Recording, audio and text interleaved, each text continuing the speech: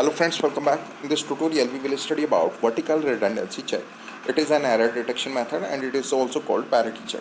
In this method, when the sender has to send a data unit to the receiver, it adds a parity bit to that data unit. In vertical redundancy check, either even parity checking is used or odd parity checking is used. So when even parity checking is used, then the sender will add the parity bit to the data unit in such a way that the total number of ones in the extended data unit becomes even.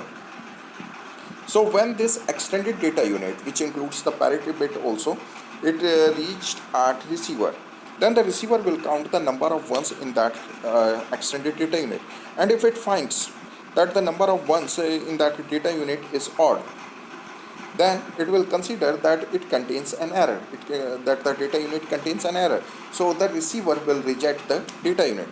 But if it finds that the extended data unit, including the parity bit, it has even number of ones, then the receiver will consider that there is no error in data unit. Receiver will discard the parity bit and accept the original data unit. It will be more clear after this example.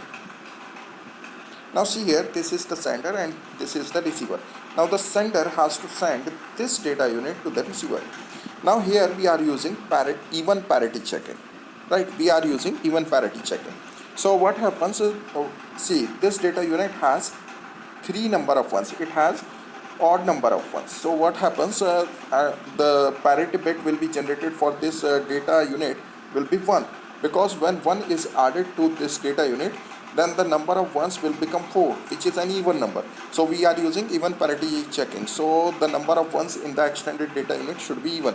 So the parity bit generated for this data unit, which is having odd number of ones, will be 1, right? Now this extended data unit is having even number of ones. So when it reached at receiver, the receiver counts the number of ones in this extended data unit. If it finds that the extended data unit has odd number of ones, then the receiver will reject the data unit. It considers that it contains an error.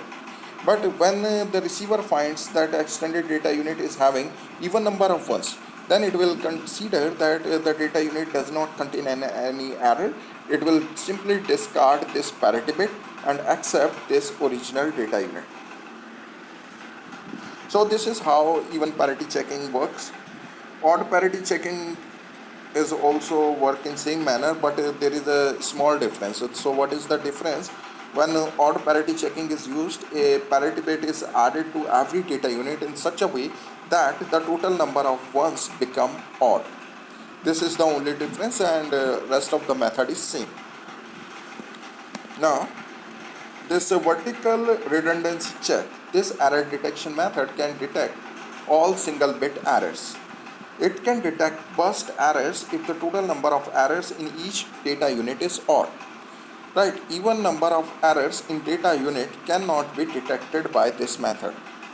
For example, suppose this is the data unit including the parity bit which the sender has sent to the receiver, right? Here we are using even parity checking, right? So here you can see that in this extended data unit, which is including the parity bit also, it has 6 number of ones. It has even number of ones. So suppose in this extended data unit, 2 of the bits have been changed. They have become 0. These 2 ones have been changed to 0. So here 2 bits have been changed. Now after that, what will happen? After that, you can see the extended data unit will be like this. Now when it reached at the receiver will count the number of ones. As you can see here, the number of ones in this changed extended data unit is 4.